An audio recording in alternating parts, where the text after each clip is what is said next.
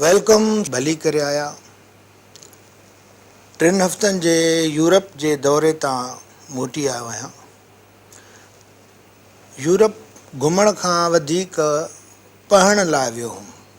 मां सदाईं पे चयो आहे त असां हर उमिरि में शागिर्द रहूं ऐं मूं इहो पे क्लेम कयो आहे त मां तव्हां खां वॾो शागिर्द आहियां।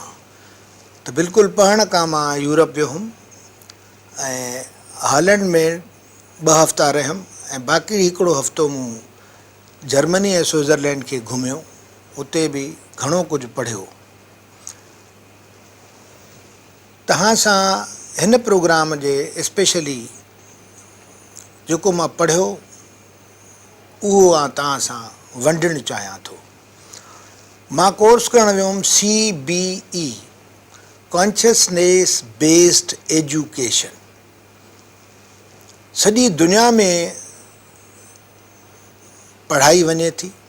हिकिड़ो तरीक़ो आहे तालीम जो। हाणे इहो असली तसौफ़ जी अंडरस्टैंडिंग आहे। CBE खे मां हिते रखां थो। मां असली ॿुधायां थो त इहो तसौफ़ कीअं आहे। तसौफ़ ते एॾियूं ग़लतफ़हमियूं ऐं एतिरा मुंझारा पैदा थिया आहिनि ऐं अॼुकल्ह त वरी तमामु घणियूं मुख़्तलिफ़ कोशिशूं कयूं थियूं वञनि। के त हिन जे नाले खणण खां तयारु न आहिनि ऐं के सम्झनि था त इहो बेकारनि ऐं निकमनि माण्हुनि जो कमु आहे। ख़ैर, वक़्तु न आहे विञाइणो। आहे छा? कॉन्शियसनेस आहे इंसान जी तख़लीक़। तव्हां तमामु घणा दफ़ा ॿुधो हूंदो। 38 सूरत जी 72 आयत में बि इंसान जी बनावट मां पढ़ां थो क़ुरान मजीद में जीअं ॿुधायो वियो आहे त मिटी जे कालिब खे रब फरमायो त हिन में जॾहिं मां पंहिंजो रूह फूकियां तॾहिं तव्हां मलाइक सभु हिन खे सजदो कयो। इहा जीअं चुम त नंढे वॾे खे बि ख़बर आहे, पर मां इहे लफ़्ज़ दोहराया। हाणे रब करीम जॾहिं पंहिंजो रूह उन मिटीअ जे पुतले में, जेको मिटी आहे, रूह फूके थो त उहा चेतना, उहो रूह, उहा consciousness, now this we call consciousness, पैदा थिए थी। माण्हू जो ज़हन, माण्हू जी आज़ादी, माण्हू जूं सलाहियतूं, हुन जा सभु गुण उहे रबी गुण आहिनि जेके ट्रांसफर थियनि था। छो त रूह रब जो हिसो, रब पंहिंजो रूह फूके थो। हाणे जेका तसौफ़ जी ॻाल्हि आहे उन में इहो आहे त तव्हां इंसान खे पंहिंजे गुणनि सां पैदा कयो ऐं उहे गुण चवनि था त असां सॼो इल्मु ॾेई पैदा कयो। हाणे उहो तव्हांजी कॉन्शियसनेस में आहे ऐं उहा कॉन्शियसनेस खे एक्सप्लोर करणु, the field of all possibilities, all potentialities, उन खे एक्सप्लोर करणु असांजो कमु आहे, जेको तसौफ़ जो प्रैक्टिकल आहे, हासिलु आहे। असां जूं 3 हालतूं असांखे ख़बर आहिनि। हिकिड़ी जागृत माना जाॻूं था पिया, ॿी निंड, टी सुपिनो। हाणे हे सॼी दुनिया इन 3 कंडीशन्स में हले थी। चौथी जेका मंज़िल आहे उहा कॉन्शियसनेस आहे, उहा रूह जी गहराई आहे, जंहिंखे असां तसौफ़ जी ॿोली में चवंदा आहियूं पंहिंजो पाण सुञाण। इन ते मशहूरु हदीस, जंहिंखे मौला अली जे कोटेशन सां बि चयो वेंदो आहे, बहरहाल तव्हां उहा बि सभिनी ॿुधी आहे, मन अर्फ़ नफ़्सहू फ़क़द अर्फ़ रबहू। जंहिं पंहिंजे नफ़्स खे सुञातो तंहिं पंहिंजे रब खे छा सुञातो। त हाणे रब खे सुञाण ॾिसो केॾो क्लियर लफ़्ज़ आहे। ॿियो क़ुरान मजीद चए थो त मां तव्हांजे शहरग खां बि क़रीब आहियां। हाणे हे सही ॻाल्हियूं वेदनि ऐं उपनिषद में बि लिखियूं आहिनि। चाणका उपनिषद जो नालो आहे। तत तूं मसीह, उहो तूं ख़ुदि आहीं। ऐं जॾहिं अंदरि जेको बि माण्हू, उन सां मज़हब जो, रंग जो, नस्ल जो कोई ताल्लुक़ु न आहे। जंहिं बि इंसान में रूह फूकियल आहे, उहो ॿार आहे, औरत आहे, कारो आहे, गोरो आहे, रब सभिनी जो साॻियो आहे न। उन सभिनी में उहा चेतना, उहा कॉन्शियसनेस मौजूदु आहे। असां ही ॾांहुं सिखण जी कोशिशि कयूं त उहो अंदरि वञी उनखे जागृत कयूं, जाॻायूं, जंहिंखे अवेकिंड चइबो आहे, इनलाइटेंड। जीअं बुद्धा हो त हू इनलाइटेंड सोल हो।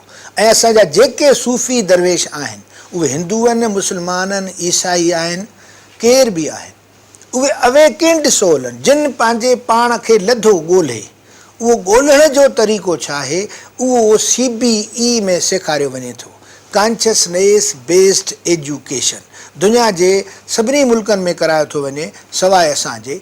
उहो छा आहे, उन कॉन्शियसनेस खे सम्झणो आहे, बेदार करिणो आहे। जंहिं कॉन्शियसनेस में वञण खां पोइ ही जेकी चयूं त 3 असां जूं हालतूं आहिनि, जाग वारी, निंड वारी, सुपने वारी। इन खां डीप डाउन हेठि रुगो ख़ामोशी आहे। जीअं समुंड मथां गोड़ आहे, हेठि सफ़ा चुप आहे। इन चुप ताईं पहुचण जो तरीक़ो आहे मेडिटेशन, मराकबो, समाधि, ध्यानु, कहिड़े बि नाले सां। त उहो ॿारनि खे सेखारियो वेंदो आहे, ख़ासि करे मुंहिंजा स्टूडेंट्स, छोकिरियूं, छोकिरा, लेडीज़, जेंट्स, प्लीज़, ऐं आम माण्हू जेको पाण सुञाण जी हीअ मश्क करणु चाहे थो, उनखे गुज़ारिश आहे त हीअ ॻाल्हि गौर सां ॿुधो। पंहिंजो पाण खे हे सिधो, मां तव्हांजे साम्हूं वेठो आहियां, सिर्फ़ु अखियूं बंदि कयो। पंहिंजे अंदर में जेके सोचुनि जा तूफ़ान पैदा थियनि था, उन्हनि खे 20 मिंटनि लाइ शांति करायो, चुप करायो। साईं चुप न थींदा, ख़बर आहे मूंखे, बिल्कुलु न थींदा। लिफ्ट न करायोनि भला।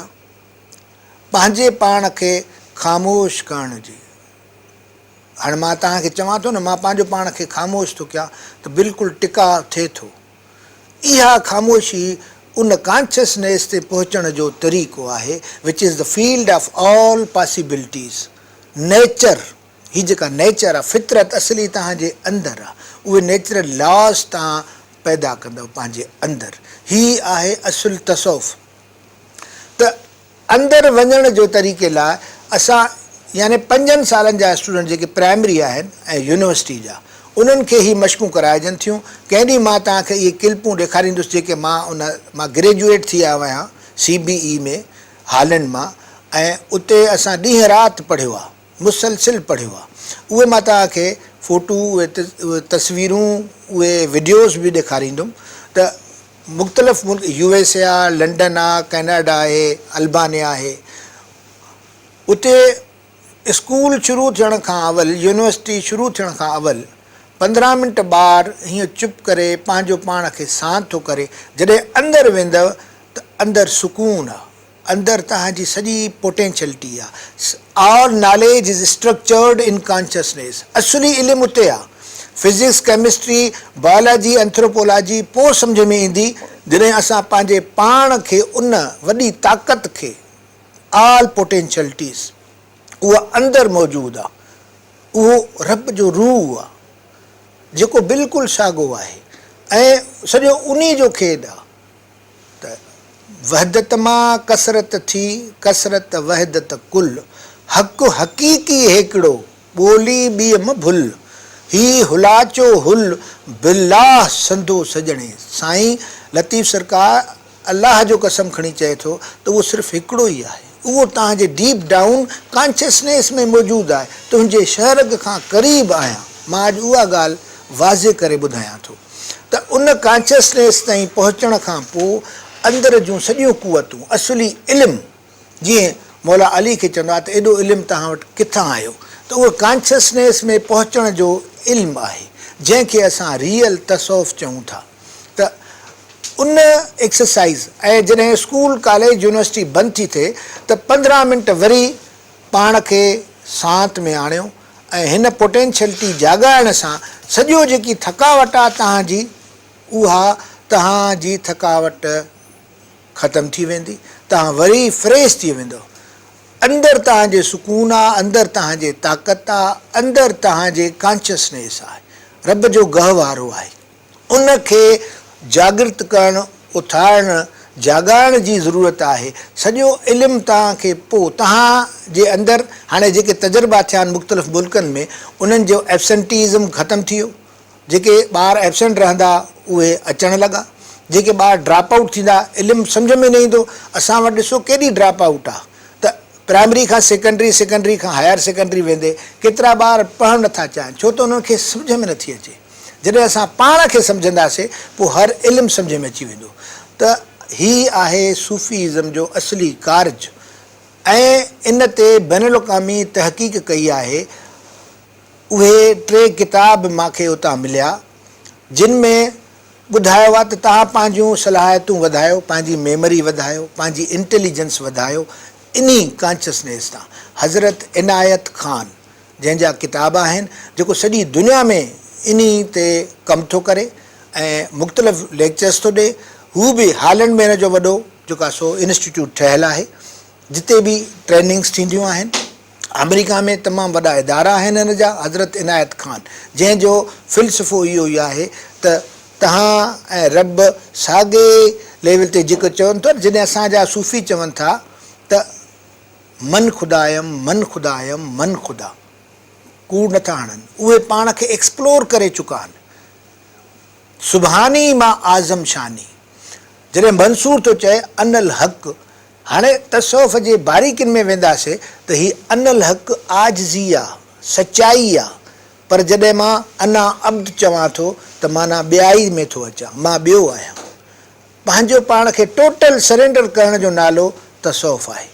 त हीअ असांजियूं चंद गुज़ारिशूं आहिनि ऐं हींअर वरी मां तव्हांखे पंहिंजे महिमान सां मिलाईंदुसि। थोरी देरि लाइ साही कयूं था, साही खां पोइ वरी गॾु थींदासीं। इंतज़ारु कयो।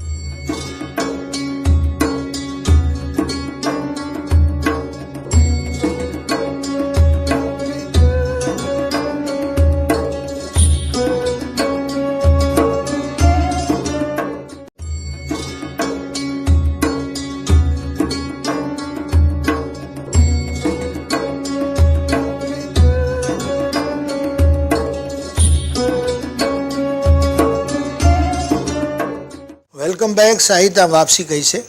मूं ॿुधायो पए त असांजो अॼु जो जेको महिमान आहे मुंहिंजो दोस्त प्रैक्टिकल सूफ़ी हज़रत सचल सरमस जी दरगाह तां वाबिस्त आहे ऐं पाण हिकिड़ी बैनुल अक़वामी तौर ते पाकिस्तान लेवल ते फ़िलहालु हिकिड़ी तहरीक हलाइनि था इन तसौफ़ खे पाण खे ॻंढण जी। ऐं साईं पाण तव्हांखे उन मुतलिक़ ॿुधाईंदा त असांजो कमु आहे त सूफ़ी उहो आहे जेको समाजी ज़िमेदारियुनि में बहितरीनु कमु करे सघे ऐं बहितरीनु कमु करण जो तरीक़ो इहो आहे त मराक़बे जे ज़रिए पंहिंजी कॉन्शियसनेस खे जाॻाइणो आहे त वधीक पोटेंशियलिटीज़ ईंदियूं।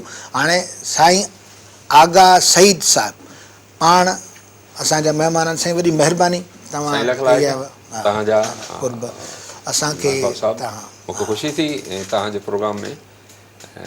ख़ुशी इन हवाले सां त तव्हांजो जेको सॼो प्रोग्राम आहे उहो सूफ़ीज़म जे जेके पैराए में हले थो उहो ॾाढो फ़िक्री अंदाज़ सां ऐं साइंटिफिक अंदाज़ सां हले थो। ऐं मूंखे सुठो लॻो तव्हां अॼु मूंखे हिते घुरायो ऐं मां पंहिंजे सभिनी ॾिसंदड़नि खे पंहिंजे तरफ़ां हक़ मौजूदु चवां थो। वॾी महिरबानी। साईं असांखे इहो ॿुधायो त असां जीअं तव्हां दरगाह सां सलाहियल काफ़ी अरसो रहिया आहियो, फारूक़ी साहिब सां बि तव्हांजो दोस्ती ऐं गुज़ारो थियो आहे, त उते कहिड़े क़िस्म सां असांजी ट्रेनिंग्स थियनि थियूं या तसौफ़ खे इंट्रोड्यूस कयो वञे थो ऐं तव्हां कहिड़नि कहिड़नि शयुनि ते असांखे ॿुधाईंदा जेके ज़ोर ॾिजे या जंहिंसां सम्झ वधे? साईं बुनियादी तौर सूफ़ीज़म इंसानियत जे आला मंशूर जो नालो आहे। वाह, फर्स्ट क्लास। जेको रंग, नसुल, मसहब, मसलकनि खां इलाही मथां हुआ। वाह। मीन्स हिकिड़ी सुपीरियर हिकिड़ी फिलॉसॉफी कोन चवंदुसि ऐं हिकिड़ो नज़रियो चवंदुसि। हा हा बिल्कुलु। उहो आहे। हाणे पहिरियों थोरो उनखे टच करे वञूं त ज़रूरु उहे आहिनि छा। मुंहिंजे ख़्याल में जेकॾहिं पुराणी तारीख़ उथलायूं था त 3000 साल पहिरियों असांखे कृष्णा वॾो सूफ़ी थो नज़र अचे। जी 2500 साल पहिरियों महात्मा गौतम बुद्ध वाह वॾा सूफ़ी आहे। हज़रत मोहम्मद सल्लल्लाहु अलैहि वसल्लम वॾा सूफ़ी आहे, जंहिंजो आख़िरी ख़ुतबो मां सम्झां थो वाह वाह सिंप्लीफाई करे थो सॼे तसव्वुफ़ खे। बहितरीन। तव्हां मां चवंदा त ह्यूमन राइट्स जो चार्टर आहे, बिल्कुलु चार्टर आहे, इंसाननि सां मुखातिबु आहे। हा इंसाननि सां मुखातिबु आहे। ऐं तव्हां ॾिसो न कृष्णा हुजे महात्मा गौतम बुद्ध हुजे, हू त्याग वठे थो, त्याग वठण खां पोइ वरी रुजू थिए थो माण्हुनि सां, माण्हुनि लाइ बिल्कुलु ठीकु आहे न। अच्छा अहिड़ी तरीक़े सां असां जॾहिं पंहिंजे सिंध जे हवाले सां या जेके असांजे आस पास ओवरऑल जंहिं ख़िते में रहूं था, जंहिंमें हिंदुस्तान बि अची थो वञे, उतां जो सूफ़ी बि ईअं रहियो आहे, उन्हनि जो सिलसिलो नज़रियाती सिलसिलो रहियो आहे। ठीकु आहे, मञा थो त पुराणे ज़माने में हिकिड़ा ट्रेंड्स हूंदा, उन्हनि जा मराक़बा हूंदा, उन जूं मुख़्तलिफ़ क़िस्म जूं इबादतूं बि हूंदियूं, पर पुराणे ज़माने में इहो बि हूंदो हुयो त उन्हनि जे तरबियत लाइ हिकिड़ो ख़ानकाई सिस्टम हूंदो हुयो बिल्कुलु दरगाहनि ते, जेको हींअर न रहियो। हिकिड़ो स्पेस अची वियो, जॾहिं उहो स्पेस अची वियो त उहो कंहिं रुजत परस्त माण्हू वठी वियो, जंहिंजे करे मज़हबी मुनाफ़रतूं पैदा थियूं। हा इहो माण्हू खे विरहाइण जो तरीक़ो वरी नए नमूने में पैदा कयो त हाणे तसव्वुफ़ जा जेके हिननि वरी फ़िरका ठाहिया आहिनि, हा त असां चऊं था त इहे असां सां वाबिस्ता न आहिनि। आहिनि छो त जेके बि सूफ़ी आया आहिनि, मुइनुद्दीन चिश्ती आयो हुजे या शाह लतीफ़ हुजे, जी हा। उन्हनि जो डायरेक्ट वास्तो अवाम सां आहे, बिना रंग नस्ल ज़ात मज़हब जे आया से अॻियां, हा को न पुछे को ज़ात। हा। अहिड़े क़िस्म जो जेको बि असांजो फ़िक्र आहे त हू माण्हुनि सां डायरेक्ट राब्ते में आहिनि, उन जे भलाई लाइ कमु कनि था, उन्हनि जे बहितरी लाइ पंहिंजा दरवाज़ा खुलियल रखनि। एग्ज़ैक्टली ईअं ई आहे। हाणे ॾिसो सचल साईं उन दौर में थो पैदा थिए जॾहिं मीरनि जी हुकूमत आहे, शाह लतीफ़ भिटाई उन ज़माने जो आहे जॾहिं कलोड़नि जी हुकूमत आहे। हाणे तव्हां मूंखे ॿुधायो, मुंहिंजा ॾिसंदड़ मां सम्झां थो जेके इन ॻाल्हि खे महसूसु करनि था, त कलोड़नि जो नालो कंहिं बादशाह जो नालो तव्हांखे यादि आहे? हा न बिल्कुलु। तव्हांखे कंहिं मीर जो नालो यादि आहे?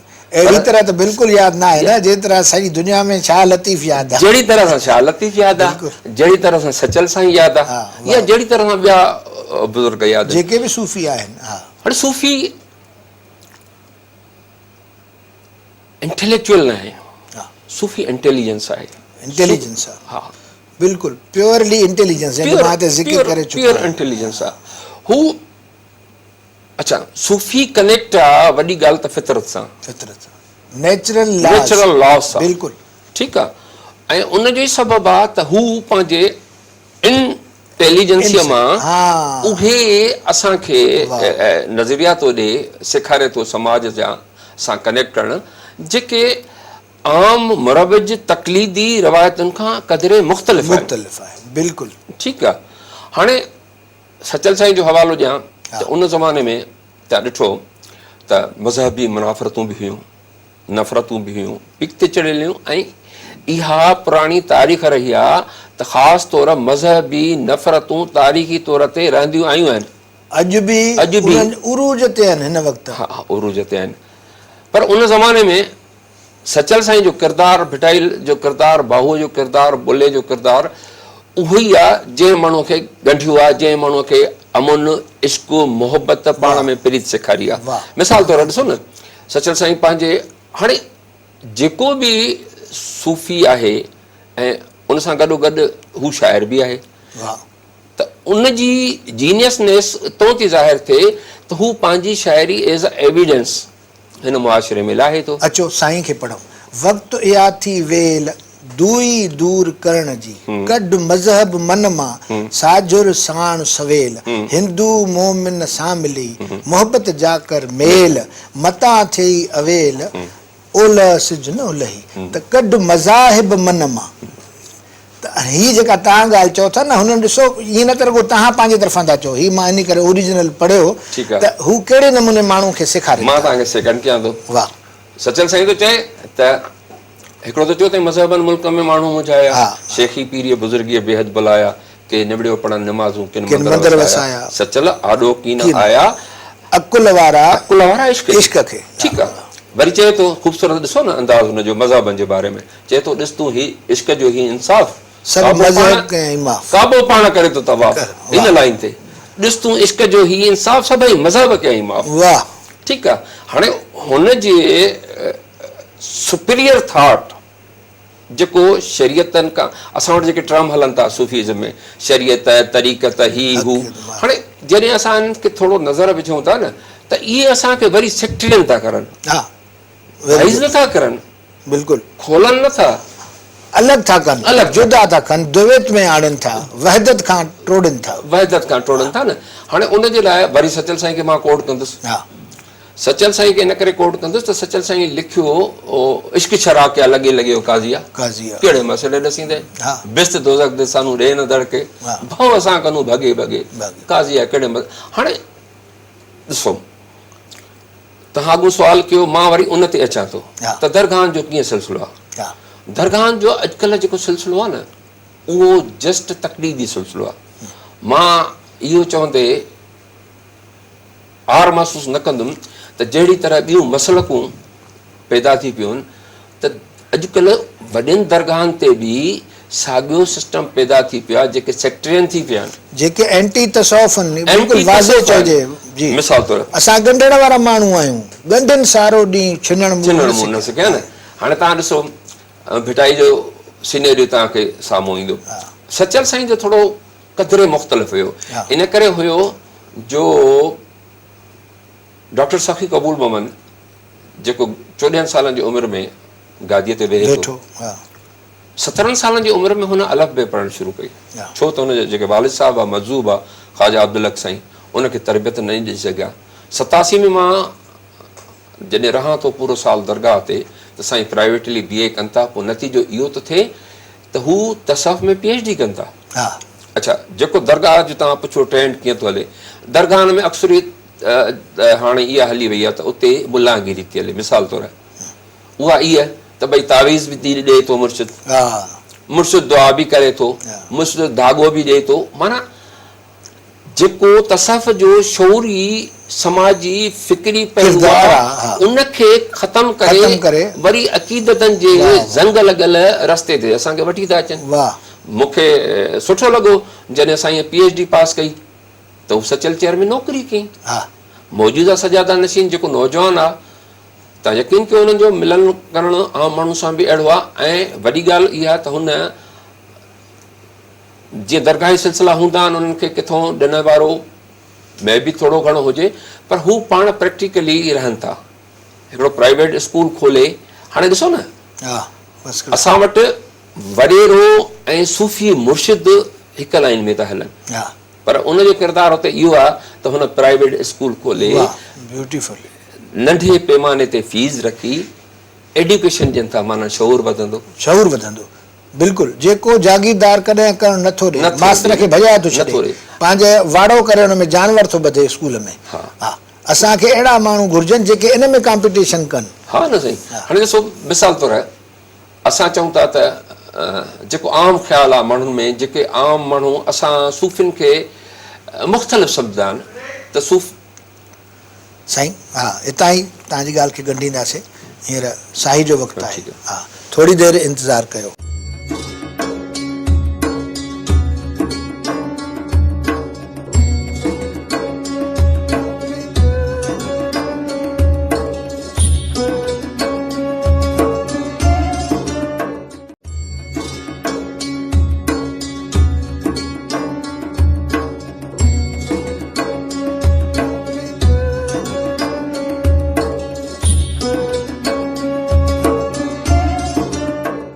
भली करे आया साईं तां वापसी कईसीं असां साईं आगा सईद साहिब खां सचल साईं जी दरगाह जे मुतलिक़ ऐं असली तसौफ़ जे ॻुझनि खे सम्झण जी कोशिशि कयूं था जी साईं मां वरी पंहिंजे ॻाल्हि खे थोरो बिल्कुलु पहिरियों अॻियों रिपीट कयो त जेके माण्हू सूफ़ियुनि खे नाकारा सम्झनि था जी ऐं ईअं अमल में रहियो बि आहे सूफ़ी पैरालाइज़ बि थी वियो आहे हिन में को शक कोन्हे हिकु दफ़ो पैरालाइज़ थी वियो अवाम सां हुनजो राब्तो कटियल रहियो सूफ़ी दरगाहूं फ्यूडलिस्ट दरगाहूं थी वियूं जी जी बिल्कुलु हाणे जेकॾहिं शाहनाज़ शहीद खे ॾिसूं था त हू त प्रैक्टिकली सूफ़ी हो, हा हा हुन त सॼे इनकलाब आणण लाइ को मुराक़बो कोन कयो, वाह वाह हू प्रैक्टिकली हलियो आहे। हा हुन जंग कयूं, हुन माण्हू कठा करे, माण्हू छा ते कठा थिया, हिकिड़े फ़िक्र ते कठा फिक्र ते कटिया था जो खेड़े सो खाए, जेको खेड़ सो ऐं हुन पंहिंजूं ॾिनल ज़मीनूं जागीरूं विराहियूं। विराहियूं सभिनी खे त बाबा हर को पंहिंजे नमूने में खेड़े ऐं खाए, उहा हुनजी ज़मीन आहे। सत्य हसन ॾाढो सुठो लिखियो आहे पंहिंजे शाहनाज़ जे हवाले सां, सिंध का पहला सोशलिस्ट सूफ़ी, वाह ऐं उनजी शुरूआति मूंखे इन करे सुठी लॻी उन आर्टिकल जी त सचल साईं जे हिकिड़े बेत सां हुन शुरू कयो हो त मंसूर हो या सरमद हो सनम या शमसल हक़ तब्रेज़ी हो, इस तेरी गली में ए दिल भर हर एक का सिर कुर्बान हुआ। वाह हर एक का सिर कुर्बान हुआ। हाणे सचल साईं ते अचूं था जेकॾहिं, त सचल साईं जे दरगाह जो जेको पायो विधो उहो साईं साहिबु ॾिन साईं मोरागी, जेको पाण कादर कलाम शाइर जी हो। जी बिल्कुलु। ऐं हुन जा थाट बि उहे फ़िक्री थाट आहे, उहे सुप्रीम थाट आहे जिन जो रब्तु इंसान सां हुयो। ॾिसो न, कलाम हिकिड़ी वॾी शहदी आहे, साहिबु ॾिन साईं जो कलाम पढ़ूं था जेको मिजाज़ में आहे, माना माण्हू सां वास्तो आहे न, मन घुरे मुस्ताक सां जीअरे जुदायूं कीम कर, ठीकु आहे न, बेशक मन घुरे मुस्ताक सां जीअरे, या हू वे घड़ा तेनू भंज सटा मेरी महबूब दी चेल रजाई, वरी जमालियात आहे, जमालियात कमाल आहे। ॾिसो न, असां वटि जेकॾहिं ॾिसूं था त नेचर जी ब्यूटी सॼी खणी आयो आहिनि भिटाई साईं, झर झंग खे ॻायूं, पखी पखण खे ॻायूं, वण टिण खे ॻायूं, किरदार क्रिएट कयूं, हुनजो कमाल न फ़क़ति किरदार भिटाई साहिब जिन मूसीक़ीअ जा उहे माहिर हुया जिन सुर क्रिएट कया, हा बेशक, जे राग क्रिएट कया, राग क्रिएट कया पाण, जे रागणियूं क्रिएट कयूं, हा औज़ार क्रिएट कयो। अच्छा, सचल साईं जो सिलसिलो कदरे मुख़्तलिफ़ आहे, हू बेबाक थी बीठो न, बेबाक। अच्छा, जॾहिं असां ॻाल्हि कयूं था त सूफ़ी दरगाहनि जा मुर्शिद थींदा आहिनि, ऐं मां तव्हांखे ॿुधाए छॾियां त सचल साईं कॾहिं बि उन दरगाह जो सजादा नशीन कोन हुयो। सही, बिल्कुलु ठीकु। अच्छा, सचल साईं जो कोई बि तालिब कोन हो, वॾी ॻाल्हि। फ़क़ीर नानिक यूसुफ अगड़नि वारो, उहो साईं जे सोहरे ऐं मुर्शिद ख़्वाजा अब्दुल हक़ जो तालिब हुयो, जंहिंखे सचल साईं जे हवाले कयो वियो तव्हां हिन जी तरबियत कयो, ऐं उहो हुनजे इश्क में गिरफ़्तार हो। ॾिसो न, जेकॾहिं हू मुर्शिद हुजे हा त इन ॻाल्हि जी नफ़ी कोन करे हा त बुज़ुर्ग शेख मशाइख़ यारो ना मख़दूम थियासीं। ॾिसो हिकिड़ो वॾो विज़न आहे न, ज़बरदस्त, बुज़ुर्ग शेख मशाइख़ यारो ना मख़दूम थियासीं, न की ठा ठॻीअ ठाहे रंग रसाव रचियासीं, सचल बाजो इश्क लाइ कोई हुनर न सिखियासीं। अच्छा, हाणे सचल वारो अलाह वरी मुख़्तलिफ़ आहे। वाह वाह, बिल्कुलु 100%। ठीकु आहे, जेको नेचर सां कनेक्ट आहे, जेको सभिनी मज़हबनि खां सभिनी मसलकनि खां मथे वारो ख़ुदा आहे, जंहिंखे हू अंदर में थो ॾिसे, जंहिंखे हू कखपन में थो ॾिसे, सचल साईं सही करे ॼातुम यार मिलियो कखपन में, कखपन में, बिल्कुलु ठीकु आहे न। हाणे त हिकिड़ो थियो सिलसिलो इहो। हाणे मां सम्झां थो त असांखे सॼे इन मिस्ट्रीअ मां निकिरणो पवंदो। हीअ जेकी तक़लीदी मिस्ट्री आहे न दरगाहनि ते, त भई अचो रोमांस टाइप आहे, ऐं उन में अजीब क़िस्म जूं तव्हांखे स्टोरियूं ॿुधाई थियूं वञनि, मौज़ात घटि, मौज़ात वधीक ऐं हक़ीक़तूं घटि। मां हिकिड़ो अर्ज़ु कंदो हलां त मुंहिंजे नज़र में जेको हक़ मौजूद असां चवंदा आहियूं, उनजो मतिलबु मुंहिंजे नज़र में इहो आहे त हक़ीक़तूं मौजूदु आहिनि, हक़ीक़तूं मौजूदु आहिनि, ऐं सदा मौजूदु मीन्स इहे सदा ई रहंदियूं, स्टोरीज़ कोन रहंदियूं, बिल्कुलु न। अच्छा, मुराक़ब ते अचूं था त मां सम्झंदुमि त मुराक़बो उन वक़्त जा उहे जीनियस माण्हू जेके इन तसव्वुफ़ जे पिराफिरी जा माण्हू हूंदा हुया, उहे इहो कंदा त हिकिड़ो पीस ऑफ साइलेंट रखंदा। साईं मां इहो चई चुको आहियां, अंदर जूं क्रिएटिविटी इंटेलिजेंस बेदार थींदी, अंदर जो पीस तव्हांजे अंदरि तव्हांजी सिहत खे बहितरीन कंदो, ऐं नेचर फितरत सां ॻंढींदो, तव्हांखे धार न कंदो। मुंहिंजो चवण जो मक़सदु आहे त जेको हू मुराक़बो बि कंदा न त उहो साइंटिफिक हूंदो, साइंटिफिक, बिल्कुलु। हू वेही हिकिड़े साइलेंट में सोचींदा हुया हिन समाज ते। जी। पोइ जेकी सोच जो लबे लबाब निकितो, जेको एसेंस निकितो, हू समाज सां उनखे कनेक्ट कंदा हुया। ठीकु आहे। हाणे ज़रूरत इन ॻाल्हि जी आहे त हिन सोसाइटीअ खे असां इन्हनि शयुनि मां कीअं कढूं। ज़रूरत आहे। बिल्कुलु। जॾहिं सूफ़ीज़म हिकिड़ो फ़िक्री नज़रियो आहे त उन फ़िक्र खे त आम करणु खपे। बिल्कुलु। ताकी हिन दौर में जेकी मज़हबी अफ़रा तफ़री आहे, दहशतगर्दी आहे, माण्हूअ खे माण्हूअ खां ख़तरो आहे, उनखे त जान उन मां त जान छॾाइजे। बिल्कुलु। हाणे मां सभिनी उन्हनि दोस्तनि खे चवंदुसि त महिरबानी करे तसव्वुफ़ खे पुराणो ज़ंग आलूद नज़रियो न सम्झो। न, बिल्कुलु न। तसव्वुफ़ हिकिड़ी तहरीक आहे जेकी समाज में अची इन सभिनी शयुनि ते तव्हांजे ज़िंदगी जे रोज़मर्रा जे कारोबार में बि तसव्वुफ़ कमु ईंदो। बहितरीन तरीक़े सां करे सघंदव जेकॾहिं हिन पंहिंजी क्रिएटिविटी खे जाॻायो तव्हां, त तव्हां सॼी नेचर सां सलाड़ियल हूंदव। तव्हां मां भेदभाव फ़र्क़ु ख़तमु थी वेंदा। हिन सोसाइटी खे हेवन ठाहिण खां पंहिंजो पार्ट अदा कंदव। This is our object. अच्छा, हाणे मूंखे भिटाई जी हिकिड़ी सिट थी यादि अचे त कूड़ो तूं कुफर सी काफ़र मां कोठा। जी। मां इनखे इन करे पढ़ियो त जेके माण्हू सम्झनि था त असां सूफ़ी आहियूं त उहे उन्हनि खे कमिटेड थियणो पवंदो समाज सां। बिल्कुलु। उनखे निकिरणो पवंदो इन्हनि जे ख़िलाफ़ मज़हबी। मिसाल तौरु जंहिं मां ऑर्गेनाइज़ेशन में कमु कयां थो पाकिस्तान लेवल ते, उहा आहे रवादारी तहरीक। रवादारी तहरीक जंहिंजा पूरे पाकिस्तान में मेंबर्स आहिनि यंग खां वठी हर उमिरि जा। अच्छा, असां इहो सूफ़ी नज़रियो खणी असां चाहियूं था त बुल्लाई शाह जे फ़िक्र खे, सचे साईं जे फ़िक्र खे, लतीफ़ साईं जे फ़िक्र खे, बाऊअ जे फ़िक्र खे, रहमान बाबा जे फ़िक्र खे खणी इंट्रैक्शन कयूं, हिकिड़ी फेडरेशन ठाहियूं, सिविल सोसाइटी खे गॾु कयूं। बिल्कुलु। गॾु करे हुनखे ॿुधायूं त भई हीउ उहो नज़रियो आहे जेको इंसानियत सेखारे थो, जेको सेक्टरिज़म कोन थो सेखारे, जेको लिसानियत खां परे आहे, जेको मसलकनि खां परे आहे। अचो त सभु गॾिजूं ऐं उन ते कमु कयूं। ऐं यकीन कयो त असां जॾहिं उहे स्टेप वरिता आहिनि, 2-2.5 सालनि जो इहो 3 सालनि जो उहो जेको सफ़र आहे जंहिंमें मूंखे इन सां कनेक्ट थिए 2 साल थी विया आहिनि, मूंखे लॻो त को त प्लेटफॉर्म हुजे। हाणे मां दरगाह सां त हुयुसि, पर उते अमली कमु मां सॉरी टू से नथो थिए। ॾुख जी ॻाल्हि आहे। न, रवादारी तहरीक में मां इहो सम्झुमि त हिकिड़ो मुंहिंजे नज़रिए सां सूफ़ीज़म जे नज़रिए सां हिकिड़ो नज़रियो आहे, फ़िक्री नज़रियो, जंहिंजे तहत हली माण्हू पंहिंजूं सर्विसिस ॾेई सघे थो जेकॾहिं सूफ़ी पाण खे सॾाए थो। त उन में असां इहो किरदारु अदा कयोसीं त पंहिंजे सेमिनार जे ज़रिए, पंहिंजे मुख़्तलिफ़ जी जेके दहशतगर्दी वारा मामलात आहिनि उन्हनि खे प्रोटेस्ट करण जे लाइ प्रेस कॉन्फ्रेंस ज़रिए, पंहिंजे टेबलों ज़रिए, पंहिंजे मुख़्तलिफ़ जेके बि असांजा वे ऑफ एक्सप्रेशन आहिनि उन्हनि जे ज़रिए असां इलाही कोशिशि कई आहे ऐं नतीजे में कामयाब बि विया आहियूं। मां सम्झां थो त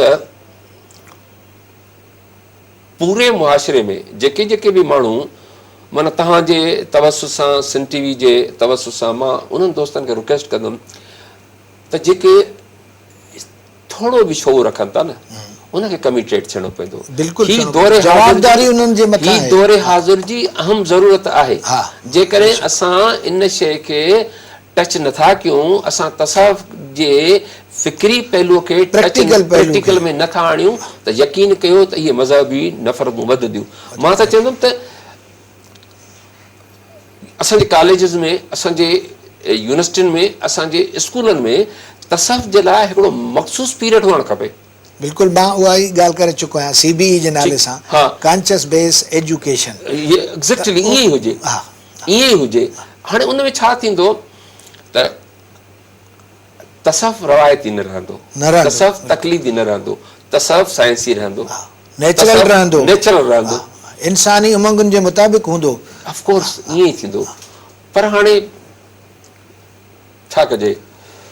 मां यकीन कयो त हिन सोसाइटीअ जो ज़ाहिर आहे हिकिड़ो स्लो प्रोसेस आहे, पर उन मां नाउमीद न आहियां। न हुजण बि न घुरिजे। मूंखे लॻे थो त त बाहू, बुला शाह, सचल साईं, लतीफ़ साईं जा ख़्याल क़दम उहे रोशन राहूं आहिनि जेके असांजे मुस्तक़बिल जे लाइ, ईंदड़ नसुलनि जे लाइ वॾी रोशनी फैलाए, शोर आम करे हिक ॿिए सां मेल मिलाप कंदा, हिक ॿिए सां मोहबतूं वढींदा ऐं हिक ॿिए सां, मां सम्झो ॾिसो तव्हां कुझु बि कयो, इहा ह्यूमन नेचर आहे त इंसान खे इंसान जी ज़रूरत आहे। बेशक, ठीकु आहे, वगर कयो वतन पाण में, पर कहिड़े इंसान जी ज़रूरत आहे जेको तव्हांजी केमिस्ट्री सां मैच थो करे, जेको उन नज़रिए सां मैच थो करे। हाणे ज़हनी इनक़िलाबी तहरीक आहे जंहिंमें असांखे हथु वंडाइणो पवंदो, घर में वेहणो न पवंदो, पर इन ॻाल्हि फ़िक्र खे प्रोपेगेट करिणो पवंदो त असां सभई हिकु जहिड़ा इंसान आहियूं। तव्हां सही था चओ जी, ऐं असांखे हिकु जहिड़ो गॾिजी हिक ॿिए में प्रीत प्यार ऐं ख़िदमत जे जज़्बे सां, कुझु ॾियण जे जज़्बे सां, छो त सूफ़ी उहे आहिनि ॾिने ॾुख हुया अण ॾिने राज़ी थिया, त हे उहे माण्हू आहिनि। त पंहिंजो गर्ज़ु न, दुनिया जो गर्ज़ु खणी हलिजे। तव्हांजे ॻाल्हियुनि सां ॾाढो ख़ुशी थी, इहा ॻाल्हि खे प्रोपेगेट कबो, अॻिते हिन ॻाल्हि खे वधाइबो। ऐं तव्हांखे असांजे प्रोग्राम जो वक़्तु ख़तमु थो थिए, त तव्हांजी ॻाल्हि ते मां लतीफ़ साईं जे हिन बैत सां इख़्तिताम कंदुसि त मोहबती मेड़े ॻोठ ॿधिजे हिकिड़ो, तिनी जे वेड़े पाणे ईंदो पातशाह। त असां मोहबतुनि में इन जे प्रचार में केतिरो किरदारु हासिलु कयूं था, तॾहिं असां हिन तसौफ़ जे सिलसिले जा माण्हू आहियूं। वात टोकाणी न, अमल सां असांखे करिणो पवंदो। अॼु जो प्रोग्राम पूरो थो थिए, तव्हांजी वॾी महिरबानी। इजाज़त, हक़ मौजूद, सदा मौजूद।